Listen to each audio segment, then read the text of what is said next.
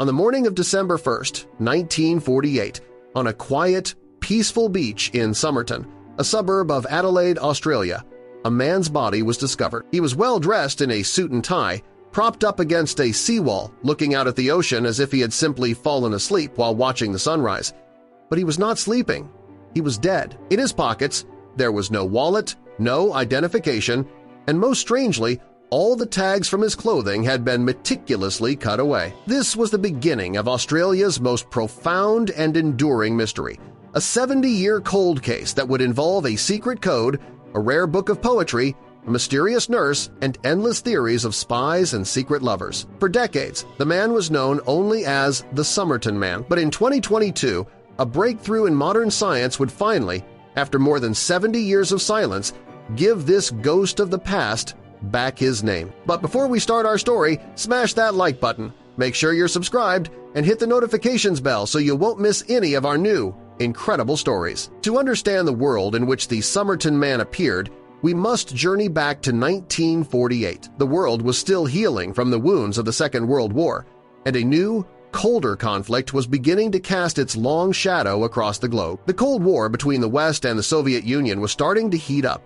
Espionage was a real and present threat, and governments were on high alert for secret agents and clandestine activities. Australia, though geographically distant from the main arenas of conflict, was not immune. It was a close ally of the United States and Great Britain, and it was home to sensitive military intelligence and weapons testing sites, like the Woomera rocket range, making it a person of interest for Soviet intelligence. It was a time of quiet paranoia, a time when a mysterious, unidentified foreigner appearing dead on a beach was not just a tragedy, but a potential matter of national security. The initial police investigation was baffled from the start. The man was in peak physical condition, showing no signs of violence or struggle.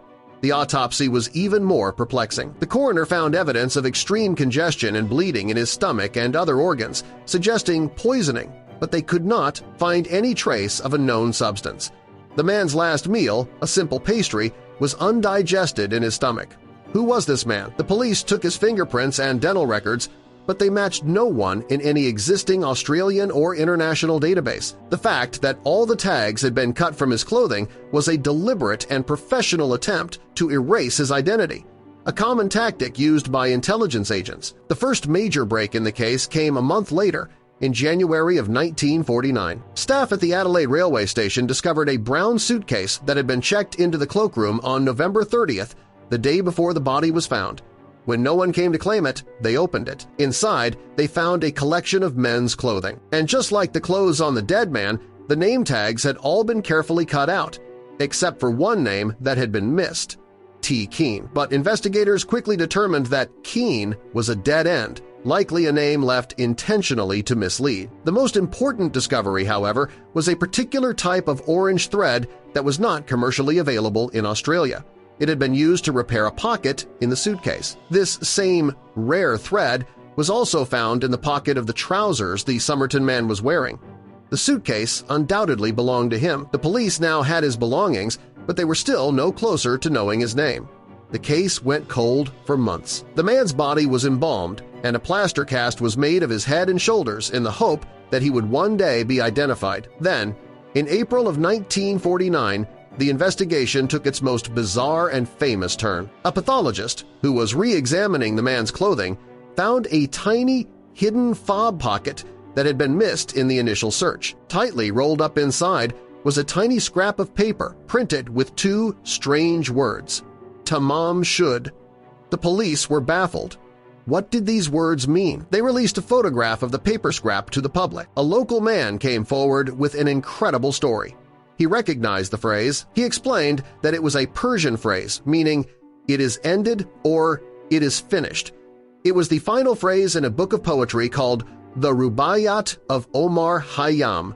The man then presented the police with the very copy of the book from which the page had been torn. He explained that he had found the book tossed into the back of his unlocked car, which had been parked near Somerton Beach around the time the body was discovered. The police examined the book. It was a very rare edition, and on the last page, the section containing the words "Tamam should" had been torn out. The scrap of paper from the dead man's pocket was a perfect match, but when the police looked at the back cover of the book, the mystery deepened exponentially. Written in faint pencil were 5 lines of capital letters that looked like a secret code.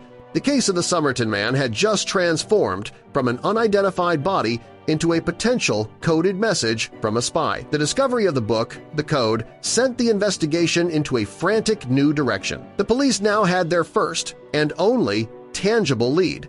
They traced the unlisted telephone number. It belonged to a young woman, a nurse, who lived just a short distance from Somerton Beach where the body was found. Her name was Jessica Thompson, though she was known to her friends as Jo.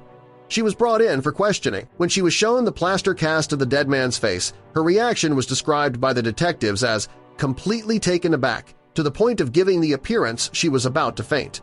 However, she denied knowing the man or having any connection to him. But there was another strange coincidence. Jo Thompson admitted that she had once owned a copy of that same rare edition of the Rubaiyat, which she had given to an army lieutenant named Alfred Boxall during the Second World War. This seemed like a major breakthrough. The police immediately assumed that the dead man on the beach was Alfred Boxall, but when they located him, very much alive and still living in Sydney, the mystery only deepened. Boxall was able to produce his copy of the Rubaiyat, the one Jo Thompson had given him years earlier, and its final page, with the words Tamam Shud, was still perfectly intact. The dead man on the beach was not Alfred Boxall. The police were left with a baffling series of coincidences and a witness who seemed to be hiding something. Attention then turned to the cryptic 5-line code found in the back of the book. The police, and later military intelligence and expert cryptographers from around the world, spent years trying to decipher it. But the message, if that's what it was, has remained stubbornly unbreakable to this day. Its short length and the lack of any context make it one of the most difficult codes in history. The investigation had reached a complete dead end. They had a body they couldn't identify, a witness who wouldn't talk, and a code they couldn't break. With no new leads, the case of the Somerton Man went cold, transforming from a police investigation into a national obsession and one of the world's most enduring unsolved mysteries. For decades, the story captivated the public, and numerous theories emerged. The most prominent theory was that the Somerton Man was a Cold War spy. His professional efforts to erase his identity, the use of a secret code, the untraceable poison, and the mysterious nurse all pointed towards a clandestine operation gone wrong. Was he a Soviet agent who had been poisoned by a rival, or a Western agent who had been compromised? Another theory suggested a crime of passion, that he was a secret lover of the nurse, and his death was the result of a personal dispute. But no theory could ever be proven. The Somerton Man remained a ghost, and there the story lay, dormant for over 70 years. But in the 21st century, a new science emerged that would give the case one final chance: forensic genealogy. In 2021, after years of legal petitions by researchers, the South Australian government finally granted permission to exhume the body of the Somerton Man. The goal was to extract a viable DNA sample that could be used to finally identify him. A team of forensic scientists, led by Professor Derek Abbott of the University of Adelaide, who had become obsessed with the case, and Colleen Fitzpatrick, a renowned American forensic genealogist, set to work. They successfully extracted a usable DNA sample from hairs that had been trapped within the original plaster cast of the man's head. The process of forensic genealogy is painstaking. They uploaded the man's genetic profile to a large public genealogy database, searching for any distant relatives who might have also submitted their DNA. They found a match, a distant cousin. From there, they began the monumental task of building a massive family tree, starting with that cousin and branching out, tracing thousands of individuals through birth, marriage, and death records until they could pinpoint the one person who fit the profile. And in July of 2022, after years of meticulous work, they announced to the world that they had succeeded.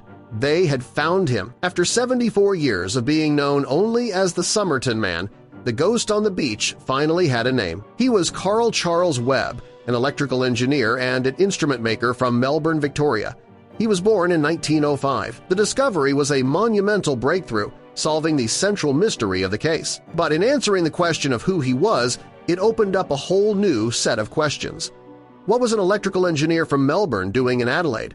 Why did he go to such lengths to hide his identity? Who was the nurse, Joe Thompson, to him? And what is the meaning of the unbreakable code he left behind? While science has given the Somerton Man back his name, the full story of his final days, the reason for his secret journey, and the cause of his lonely death on a quiet beach remain a mystery. The case is a powerful testament to the relentless pursuit of answers, the dedication of investigators across generations, and the incredible power of modern science to reach back in time and give a name to the nameless. But it is also a humbling reminder that some secrets, no matter how much we uncover, may be lost to the past forever.